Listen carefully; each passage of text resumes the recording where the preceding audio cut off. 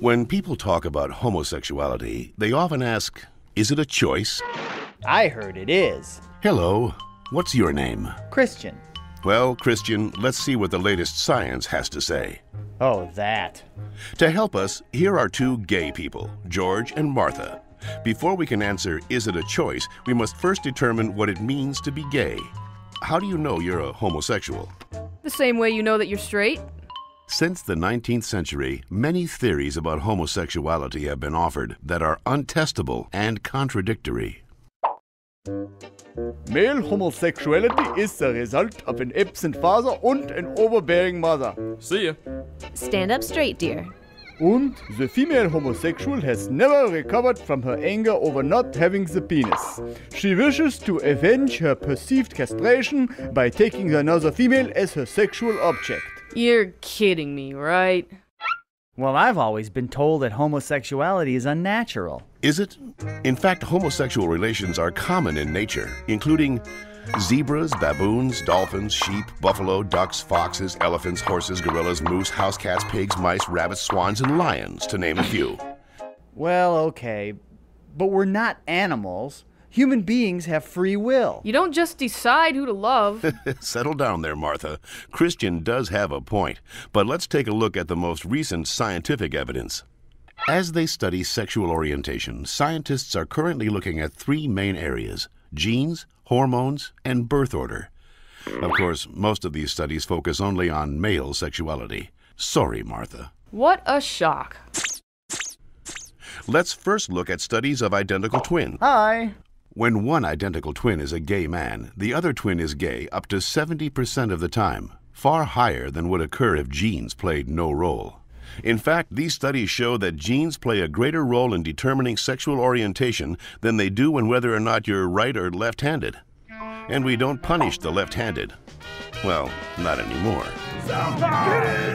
Let's get it! Scientists have recently noticed a striking statistical phenomenon. Studies show that having older brothers increases the odds of a boy being homosexual. Moms always baby the youngest, making them gay. No, that's not it. When a woman is pregnant with a boy, scientists are realizing that her female body often sees the male fetus as a foreign object and begins to produce antibodies against it. The more boys a woman has, the more adept her body becomes at feminizing the fetus, which may explain why with every successive boy, the odds that he will be gay go up significantly. All right, maybe you all accept it, but what about those people who started out gay and say they became straight by discovering God? What about ex-gay ministries? Even so-called ex-gay ministries don't claim to change a person's inner sexual desires, just his or her sexual conduct. We're still gay.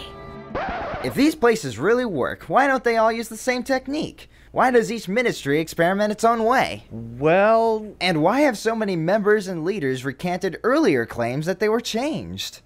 Maybe these programs don't work for everyone, but what's the harm? How about the feelings of shame and guilt they instill and reinforce in their victims? Or the money, energy, and time they sap from people who have nothing wrong with them? Says you. Well, in point of fact, not just George says that, Christian.